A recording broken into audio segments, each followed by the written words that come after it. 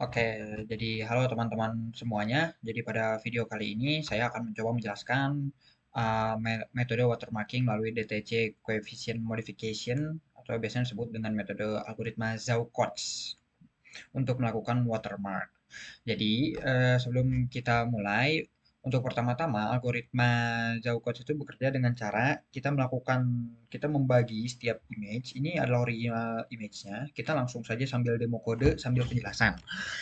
Kita melakukan original image. Ini original image dari foto diri saya yang sudah dikonversi menjadi grayscale. Ini metode convert L ini fungsinya mengubah image saya dari RGB menjadi grayscale. Ini kalau bisa dilihat kalau file aslinya banget ini nih tipenya masih RGB. Cuma kita langsung convert di sini sebagai grayscale. Lalu ini ada w, h image size ini hanya untuk menyimpan image size, tidak terlalu penting untuk diketahui, ini hanya perlu buat loop-loop nanti. Nah, selanjutnya di sini saya uh, menyimpan pixel-pixel dari image ini di variabel array ini. Lalu saya juga membuat variabel detection coefficient sama dengan kotak. Nah, kenapa? Nah, karena seperti yang tadi jelaskan, jadi pada metode ini image saya akan dipartisi menjadi 8 kali 8 blok dan pada setiap bloknya akan dilakukan DCT transformation sehingga nanti akan didapatkan 64 coefficient DCT atau discrete cosine transform.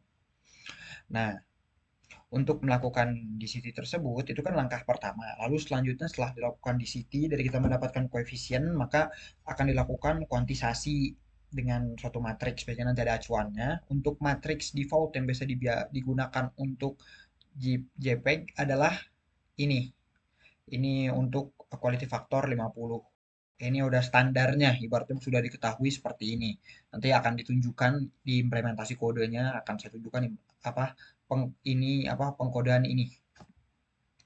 Lalu berikutnya saya ini tadi udah kita meload array pixel dan di situ coefficient.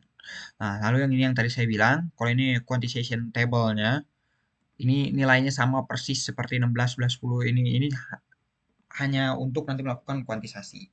Lalu ini clear ini hanya untuk mengosongkan, jadi memastikan density coefficient ini kosong terlebih dahulu sebelum dilakukan transformasi DCT agar kalkulasi yang dilakukan agar hasil yang didapatkan merupakan hasil yang paling baru. Nah, selanjutnya kita akan melakukan looping. Jadi dari ini kan di komputer kan array itu dimulai dari 0. Jadi dari posisi 0,0 atau dari array dari foto saya di paling pojok kiri untuk setiap nilainya. Lalu dia akan loncat 8. Jadi habis di posisi 0 dia akan ke 8, ke 16 gitu. Karena kan kita 8 kali 8 blok. Nah, selanjutnya ini sub image ini dia akan mengambil 8 kali 8 bloknya. Jadi 8 kali 8 blok saat ini disimpan di variabel sub image lalu dikurangi min 128 karena di sini kan bekerja dari nilai min 127 hingga ke 128. Jadi kita harus kurangi ini terlebih dahulu. Ini untuk kode DCT-nya kurang lebih seperti ini. Kita tidak akan bahas lebih banyak soal DCT, tapi kurang lebih metode ini dilakukan untuk melakukan DCT, sedangkan dibagi dengan quantization tabel ini, lalu dibulatkan, ini merupakan hasil dari, jadi ini bagian DCT-nya, dan ini bagian dari quantization-nya. Ini DCT. Lalu kita akan menyimpan DCT koefisien tadi pada array. Intinya mah koefisien hasil DCT tersebut akan disimpan pada variabel ini. Nah, selanjutnya kita akan membuat seed. Nah, seeding ini adalah skew random. Ini secret key yang hanya kita yang tahu atau pemilik image asli yang tahu. Jadi ini berfungsi untuk mengembed watermark dan mengembalikannya lagi. Lalu ini variabel k ini tidak terlalu berguna, ini hanya untuk loop. Nanti ada penggunaan implementasinya di bawah, cuma ini kan matkul sistem multimedia jadi tidak terlalu dijelaskan. Nah, selanjutnya ini ada payload yang saya gunakan. Jadi untuk payload yang saya gunakan ini data-datanya. Kenapa? Karena A itu huruf ke 0001 dan L huruf ke 1100 dan I 0001. Jadi kita akan mencoba menyisipkan 12 byte. Lalu yang ada method level. Method level ini untuk dari DCT itu kan kita akan mengambil 3 triplet di frekuensi range, terutama pada bagian yang tengah sini. Nah ini, pada bagian tengah. Kita akan mengambil 3 triplet dari bagian tengah ini. Ini abaikan saja yang merah, ini hanya contoh dari orang lain. Kita boleh menginsert selagi triplet-triplet tersebut masih pada dalam middle frekuensi. Nah, jadi metode level ini berfungsi untuk menggambarkan mendapatkan level dari triplet tersebut. Misalnya pada triplet ini levelnya LMH gitu loh. Lalu untuk ini misalnya ini LMH juga, lalu ini LMH, ini rata-rata LMH ya di sini, tapi mungkin nanti ada yang lain seperti misalnya LHM atau segala macam. Ini misalnya kita ya begitulah, misalnya kalau nilainya 143 gitu, berarti kan nanti LHM gitu. Nah, selanjutnya, jadi metode itu untuk ini. Nah, di sini kita melakukan loop. Jadi loop pertama kita akan mencoba memilih tempat random dari partisi 8x8 yang sudah kita lakukan. Jadi kita akan mencoba nih mendapatkan 8x8 blok di sini. Jadi image kita kan sudah dibagi menjadi banyak 8x8 blok gitu. Nah, setiap 8x8 blok ini kita akan mencoba memilih secara random. Lalu selanjutnya kita di sini melakukan pengecekan. Jika nantinya 8x8 blok itu tersebut sudah pernah dipilih, maka kita akan mencoba memilih blok lain yang baru gitu. Jadi kita tidak boleh melakukan watermarking 2 kali pada blok yang sama. Nah, selanjutnya ini kita akan mendapatkan sub dari koefisien tadi. Jadi hasil koefisien tadi nih ya, jadi blok yang terpilihnya akan disimpan di sini. Kan kita akan memilih koefisiennya. Nah, lalu kita akan mendapatkan tripletnya. Nah, untuk triplet yang kita gunakan itu pada dari setiap blok, ini anggap saja perbesaran dari blok-blok yang kita gunakan. Jadi ini kan 8x8, aslinya ada banyak ini dalam satu image. Nah, tapi untuk setiap 8x8 blok, saya akan menggunakan 3 bagian ini, 15. Jadi posisi 5, 6, 7, 4, 5, 6, dan ini 3, 4, 5. Kita lihat dari indeks ini. Pokoknya kita akan menyisipkan watermark pada posisi ini, 3 ini. Ini 9 blok ini.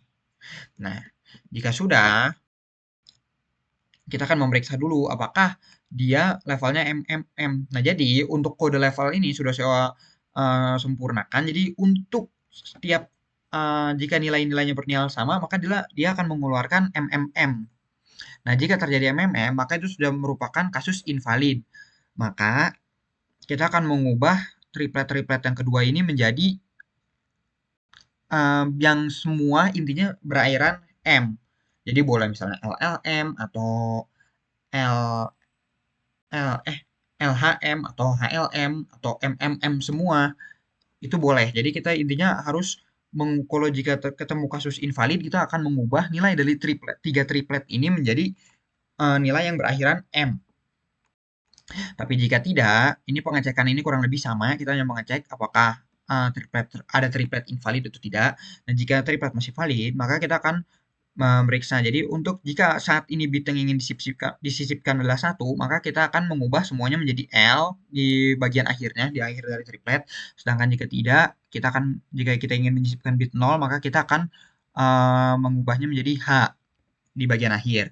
Lalu selanjutnya ini ada di level ini kita akan mengecek apakah di triplet ke-1 di paling ujungnya itu ujungnya sudah sesuai target. Kalau misalnya kasusnya kita anggap 1 dulu ya, berarti akhirnya harus L. Nah, kalau enggak, kita akan coba melakukan swapping dengan posisi yang saat ini diduduki oleh H. Jadi kita tuker aja nilainya gitu. Nah, ini kan kode swapnya gini. Kita cari apakah dia di 1, oh bukan, berarti H itu sebenarnya di 0. Lalu kita swipe aja indeks posisi H yang sekarang dengan nilai apapun itu yang ada di posisi 2. Ini berikutnya juga sama-sama saja.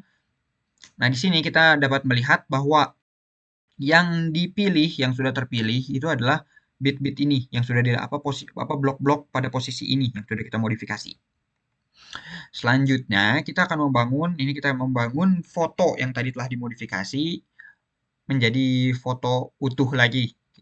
Nah, cara membangunnya adalah kita melakukan inverse. Nah, inverse ini simpelnya kita melakukan kebalikan apa yang kita lakukan di atas. Tadi kan kita dikuantisasi kita bagi dengan QB, sekarang kita kalikan dengan QB, lalu kita lakukan IDCT, terus kan tadi kita kurang sama dengan 128, kali ini ditambah sama dengan 128. Jadi kita hanya ngebalikan saja, lalu hasilnya disimpan di variabel new r ini. Ini hanya untuk menunjukkan, saya ngetes saja apa hasilnya betul atau tidak. Nah, lalu Di bagian ini kita akan membangun new image, kita modenya sama, grayscale dan size-nya juga sama. Lalu ini kita pixel-pixel dari image yang baru ini yang merupakan representasi dari pixel-pixel yang baru. Nah, pixel-pixel dari image yang baru ini yang masih kosong akan diisi dengan hasil inverse dct yang tadi kita lakukan. Jadi pada variabel new r, ini isinya akan kita pindahkan semua ke new pix ini, lalu kita coba ini plot gray dan kita akan mencoba memplottingnya dan dapat dilihat bahwa ini original image dan ini reconstructed image benar-benar identik. Mungkin ada perbedaan jika kalian menyadari atau kalian zoom dengan brutal, kalian melihat satu-satu pixel, tapi untuk penjelasan untuk secara kasat mata, secara biasa, ini hampir sama, persis. Ini bisa dibilang mungkin bedanya sedikit banget gitu loh. Nah, untuk mengembalikan watermark, sebenarnya kita hanya perlu melakukan cara yang sama dari yang atas, kecuali pada bagian sini, kita kita tadi key masih sama dan segala macamnya masih sama, ini di city laginya juga masih sama. Nah, tapi pada bagian ini, kita tidak perlu mengecek-ngecek apakah image jika tadi kan saat kita menemukan kasus, ceknya aja yang berbeda. Jadi, kalau tadi kita mengecek kalau triplet itu bernilai atau tidak, sekarang kita cek aja apakah ujungnya ini bernilai M dari masing-masing triplet, apakah ada ujung yang bernilai M. Jika tidak, kita langsung ke blok berikutnya aja. Berarti blok ini emang blok invalid. Nah, tapi jika jika blok ini tidak mengandung M dan nilai akhirnya bernilai sama, misalnya ujungnya sama-sama H atau ujungnya sama-sama L gitu. Nah, kita bakal menyimpan hasilnya pada result array ini. Jadi kalau misalnya ujungnya semuanya sama dengan L gitu, kita masukkan ke result array ini sama dengan 1. Jika ujungnya sama dengan H, maka kita simpan di result array ini 0 gitu. Nah, cuma ini mungkin ada kompresi bawaan dari library yang saya belum bisa pecahkan dengan baik sehingga masih muncul sedikit error pada hasil akhirnya ini tidak sesuai dengan nilai awalnya. Cuma ini kemungkinan karena si library ini dia melakukan kompresi bawaan. Nah, oke, jadi itu saja penjelasan mengenai DCT coefficient modification watermarking ini. Semoga bermanfaat. Selamat pagi, siang, sore, atau malam.